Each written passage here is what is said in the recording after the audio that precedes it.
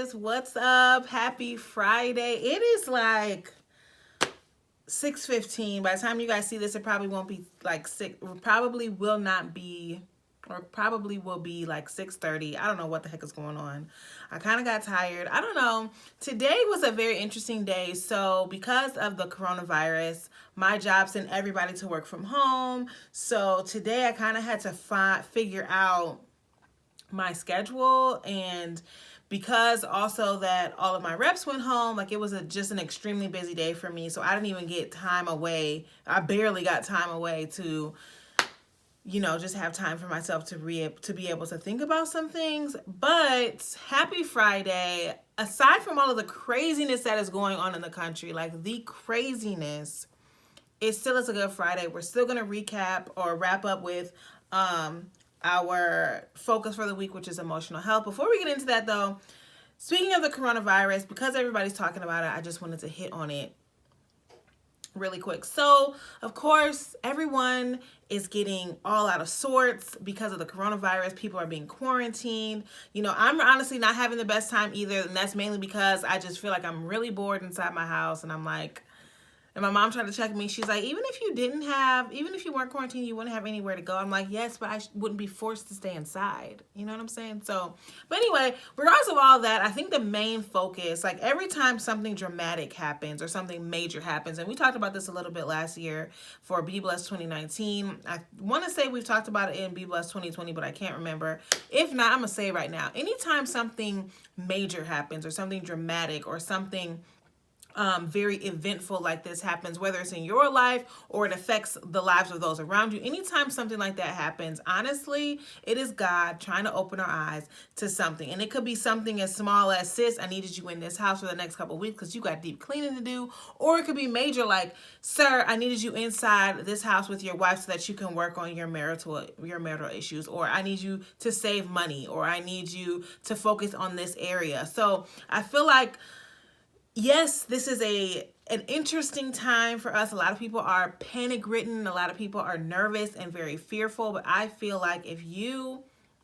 have a relationship with God and you trust that He is going to not bring any harm to you, even in death, even in the midst of people dying, no harm can come to you. And yes, that is a major thing to believe. But even throughout all of that, if you truly have a relationship with God and you're trusting in Him, you know that your focus doesn't need to be on, this outbreak that's going on. Your focus needs to be on, all right, God, you got me here by myself. You've isolated me. Or you got my family here by ourselves. Like, you isolated us. What are you trying to tell us? Because it would be a real shame if you missed whatever God was trying to tell you during these next couple weeks of isolation, and then you go back out into the real world and not everybody's on track with their purpose, and you're still like, well, shoot, I was focused so much on the coronavirus that I didn't even focus on trying to get my life together and my purpose. So that's just some encouragement out there. We got to encourage each other through these times. Granted, I'm going to tell you, in full disclosure, I am not having the best time. I do not like feeling trapped. And yes, my mom's right. I probably wouldn't be going anywhere, but I don't like the feeling of not being able to go somewhere if I wanted to go somewhere. So that's kind of weird for me. But, God checked me this morning about that too. Like, sis, I have you here for a reason. Do not pass up this opportunity. So now that that's out the way, let's get into our topic for today. So as always, God is blessing us. He's always going to be blessing us. Today is the last day for our week full of emotional intelligence. Thank you guys, or our week full of emotional health. Thank you guys for bearing with me on Monday and on Wednesday and watching the videos that I had filmed last Friday. Hopefully the content was meaty enough and it had a lot of substance enough for you. And you were really able to think about some things. So on Wednesday, you should have thought about which end of the emotional health spectrum you fell into. Were you too emotional? Okay, so those are the passionate people that are a little too emotional, and they wear their heart on their sleeves, and every little thing ticks them off. And again, emotional is not just sad or crying. Emotional could be in the form of any emotion. So are you easily angered? Are you easily upset? Anything like that.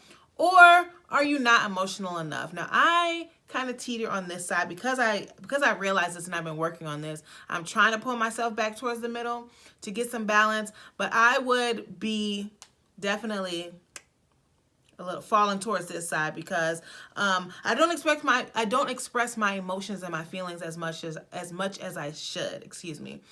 So a lot of times things will happen to me that I have to process internally, and a lot of times, sometimes it's not as bad, but sometimes it is very hard for me to process those things because now I feel like I'm carrying my own weight when I didn't have to. When I easily could have lessened the load if I would have just been expressive and just told whoever else how I'm feeling and why I'm feeling this way. So you have those two emotional people. You have those people that are not emotional enough. Those are the two ends of the spectrum where emotional health is not at the forefront of our minds, okay? We are not thinking like, hey, something is wrong with my emotional health and I need to get back on track. But I'm here to tell you something is.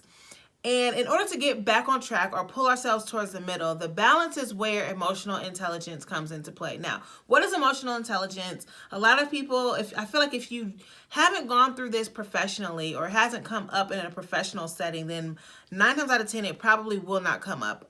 The reason I say this is because it was brought to me first in a professional setting. Then when I went to my master's program, we talked about emotional intelligence there.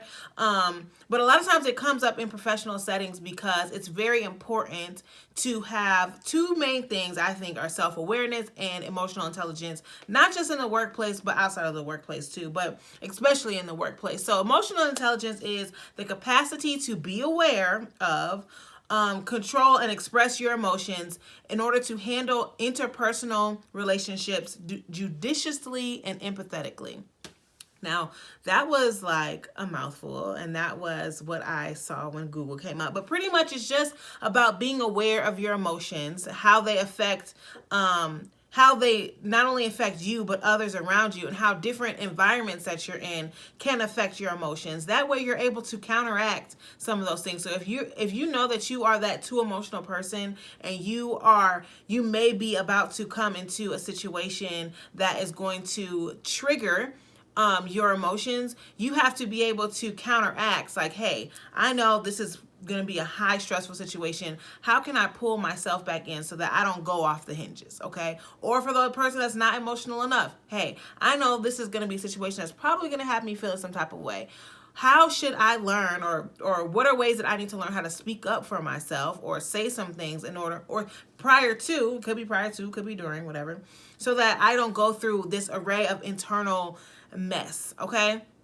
So, but yeah, two major keys, honestly, are self-awareness, which is understanding yourself, and, your triggers and how that affects your emotional health. But then also a part of that definition was your triggers, understanding what triggers you, okay? If you do not know what your triggers are that are going to take you off the hinges, especially for my two emotional people, that's what you got to know, okay? If you don't know that, then you're honestly going to go around in plenty of situations getting into arguments or getting into those situations where like you're crying or you're just easily upset, things like that. So understand your triggers and become more self-aware of not only yourself, but also your environment and how well your emotions are doing in the environment around you. And that is honestly the biggest thing with emotional health. Because health, which I don't think I've ever defined this month, but health is the absence of disease and infirmity. So if we understand, to bring that to our emotional health and really any of the other areas of health that we talked about so far, if we understand that there is disease or illness or sickness or infirmity in any one of those areas, emotional health included, we need to figure out what are the ways that we can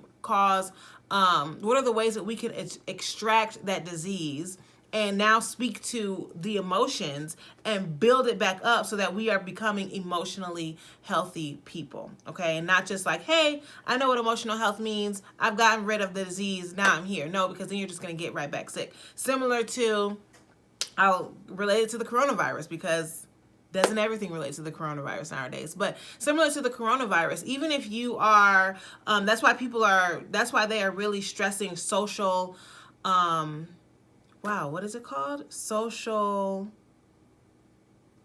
I literally had a brain fart. They're trying to lessen social interactions because even if you are not a person that is a carrier, even if you are very healthy and your immune system is not compromised, you are still one, like going out, social distancing. You going out into public and being around all these groups of people is still subjecting yourself to the person that may have coronavirus or may be a carrier to coronavirus. And it doesn't have to even be that virus. It could be any sickness or disease. If you're not properly taking care of yourself and taking the necessary precautions in order not to catch certain diseases or sicknesses, then you're not a healthy person. I wouldn't describe you as a healthy person. I describe you as one lucky son of a gun that you haven't gotten sick. So we are making sure that we are emotionally healthy and immune to immune to our triggers, okay? Immune to the things that are trying to cause our emotional health to get out of whack, because we don't want to be those people, okay? We want to find balance in our emotions, in everything, honestly, but yes, also in our emotions. So yeah, that's our video for today. Tomorrow we are supposed to go live with a special guest.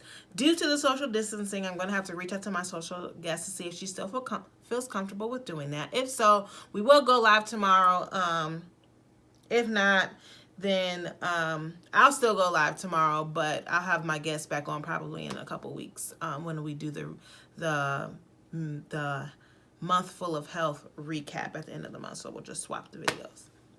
So yeah, thank you guys. Hope everyone is being safe out there. Practice social distancing, okay?